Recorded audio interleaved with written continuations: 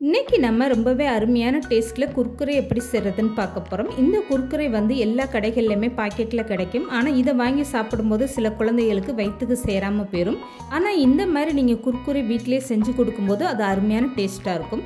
Hello friends, welcome to சமையல் delight.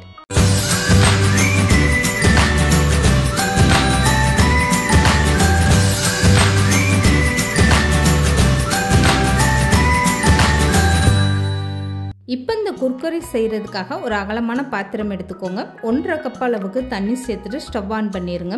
எந்த கப்பில் நீங்கள் மாவு அளந்து எடுக்கிறீங்களோ அதுக்கு ஏற்ற மாதிரி நீங்கள் தண்ணி எடுத்துக்கோங்க.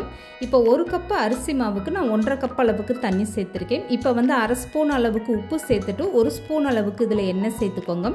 வாசனை இல்லாத எந்த எண்ணெய் வேணாலும் சேர்த்துட்டு இந்த மாதிரி நல்லா கலந்து கொடுத்துருங்க. இப்போ இந்த தண்ணி லேசாக சூடானதுமே அளந்து வச்சுருக்க மாவை சேர்த்துக்கோங்க. இந்த கப்பில் தான் நான் தண்ணியோட அளவும் அளந்து எடுத்தேன். இப்போ 1 கப் அளவுக்கு அரிசி மாவு சேர்த்துட்டு இது கூடவே 3 ஸ்பூன் அளவுக்கு கடலை மாவு சேர்த்துக்கோங்க. இப்போ வந்து நல்லா கைவிடாமல் இந்த கரண்டி வச்சு கலந்து கொடுத்துருங்க. மாவு சேர்த்ததுமே கம்ப்ளீட்டாக ஸ்டவ்வை நல்லா குறைச்சி வச்சுட்டு இந்த மாதிரி கலந்து கொடுத்துருங்க. இப்போ மாவு கெட்டியானதுமே அப்படியே ஸ்டவ் ஆஃப் பண்ணி மூடி போட்டு ஒரு 10 நிமிஷத்துக்கு இந்த மாவை நல்லா ஆற வச்சுருங்க. இப்போ 10 நிமிஷத்துக்கு அப்புறம் பார்த்தீங்கன்னா இந்த மாவு வந்து நல்லாவே ஆறிடுச்சு. இப்போ கையில் தொட்டு பார்க்கும்போது லேசாக தான் சூடாக இருக்குது. இந்த சூட்டோடைய மாவை நல்லா பிசைஞ்சு எடுத்துக்கோங்க. இப்போ பாருங்கள், மாவு இந்த மாதிரி நல்லா கெட்டியாக இருக்கணும். கையில் தொட்டு பார்த்தீங்கன்னா மாவு இந்த அளவுக்கு நல்லா சாஃப்டாகவும் இருக்கணும். இப்போ கையில் லேசாக எண்ணெய் தடவிட்டு இந்த மாதிரி கொஞ்சமாக மாவு எடுத்துகிட்டு உள்ளங்கையில் வச்சு இந்த மாதிரி நல்லா நீளமாக தேய்ச்சிக்கோங்க. இப்போ மாவு இந்த மாதிரி தேய்ச்சதுக்கப்புறமா கை விரலை வச்சு அங்கங்கே மாவு இப்படி அமுக்கி விட்டுருங்க. இப்படி பண்ணும்போது உங்களுக்கு அப்படியே கடையில் வாங்கின குர்குரே மாதிரி பார்க்குறதுக்கு ரொம்பவே சூப்பராக இருக்கும். இப்போ எல்லா மாவும் இதே மாதிரி தேய்ச்சி எடுத்து வச்சாச்சு. இதுக்கப்புறமா இந்த குர்குரே எப்படி பொரிச்சு எடுக்கிறதுன்னு பார்க்கலாம். இப்போ பொரிச்சு எடுக்கிறதுக்காக எண்ணெய் வந்து நல்லா சூடாயிடுச்சு. சூடான எண்ணெயில் இந்த மாதிரி ஒவ்வொரு மாவாக எடுத்துகிட்டு சேர்த்துக்கோங்க.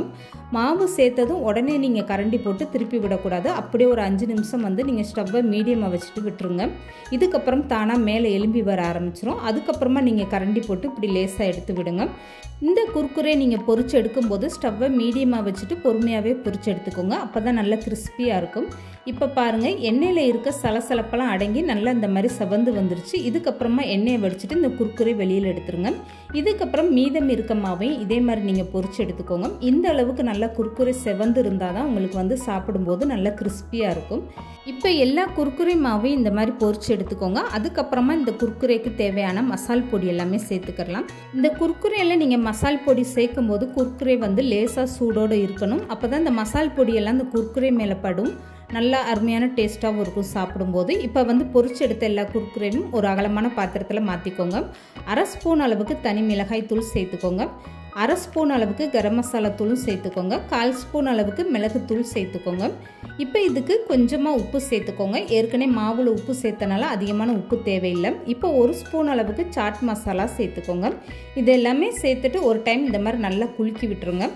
மசால் பொடியெல்லாம் சேர்த்துட்டு ஒரு டைம் நல்லா குலுக்கி விட்டதுக்கப்புறம் கை வச்சு இந்த மாதிரி நல்லா மசால் பொடியோடு மிக்ஸ் பண்ணி விட்டுருங்க. அவ்வளோதாங்க, நல்ல அருமையான டேஸ்ட்டில் நம்ம வீட்டிலேயே ரொம்ப சூப்பராக குர்குரே ரெடி ஆயிடுச்சு பாருங்கள். அப்படியே கடையில் வாங்கக்கூடிய குர்குரே மாதிரி சாப்பிட்றதுக்கு ரொம்பவே அருமையான டேஸ்ட்டாக இருக்கும். இந்த மாதிரி நீங்கள் செஞ்சு கொடுத்தீங்கன்னா டெய்லி செஞ்சு தர சொல்லி கேட்பாங்க. அந்த அளவுக்கு அருமையான டேஸ்ட்டாக இருக்கும். கண்டிப்பாக நீங்களும் ட்ரை பண்ணி பாருங்கள். இந்த வீடியோ பிடிச்சிருந்தா லைக் பண்ணுங்கள், ஷேர் பண்ணுங்கள். மறக்காமல் சமையல் டிலைட் சேனலை சப்ஸ்கிரைப் பண்ணுங்கள்.